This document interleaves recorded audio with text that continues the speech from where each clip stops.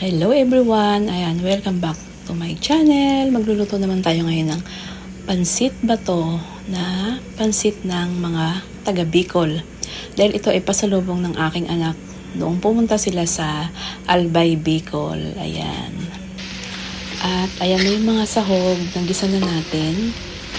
Meron tayong, ang sahog lang naman dito ay tokwa, karne ng baboy, tapos fishball.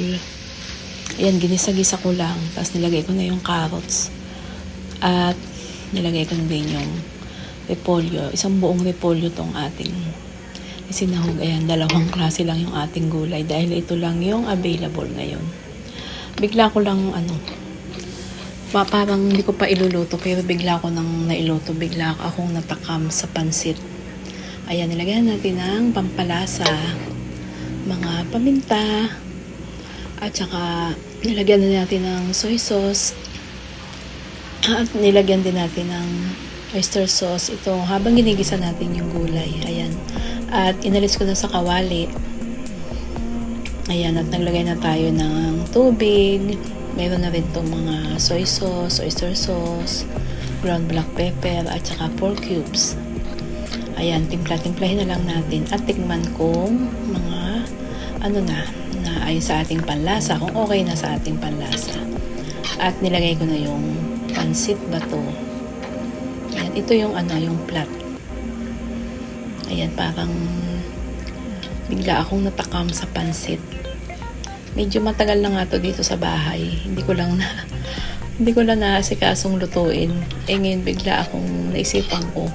Parang bigla akong natakam sa pansit. Kaya ayan, naluto na natin. Kahit hindi marami yung sahog. Ayan. Pero masarap na rin siguro to pag naluto. Ayan, sana po ay samahan niyo ako hanggang sa dulo. Hanggang sa mailuto na natin itong ating pansit bato. Pansit ng taga Bicol. Ng mga Bicolano. Ayan, tikman na natin kung malambot na. At ilalagay na natin yung ating mga gulay natin. Bali itong gulay na to half cook lang, medyo pa siya, crunchy.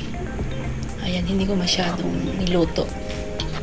Para pag nilagay natin sa pansit, hindi siya ma-overcook.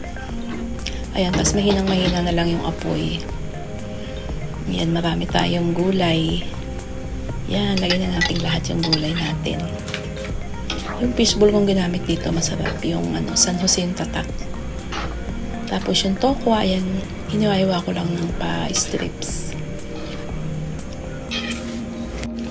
Bakit nga ba tinawag na pansit bato, no? Isipin natin, mayroong batong bato. O sintigas bato ng bato. So, ang pansit bato daw ay isang traditional dish mula sa Bicol region. At ito ay mula sa Bato, Camarines Sur.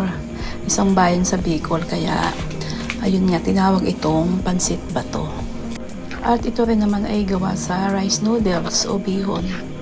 At kaya nga tinawag sa pansit bato bilang tribute sa lugar at style ng mga lutuin nila. So yun lang, maraming salamat po sa lahat po ng sumama. Sana po ay nagustuhan nyo itong ating video. See you on my next video. Bye! Ingat po tayo lahat. God bless us all and keep safe everyone.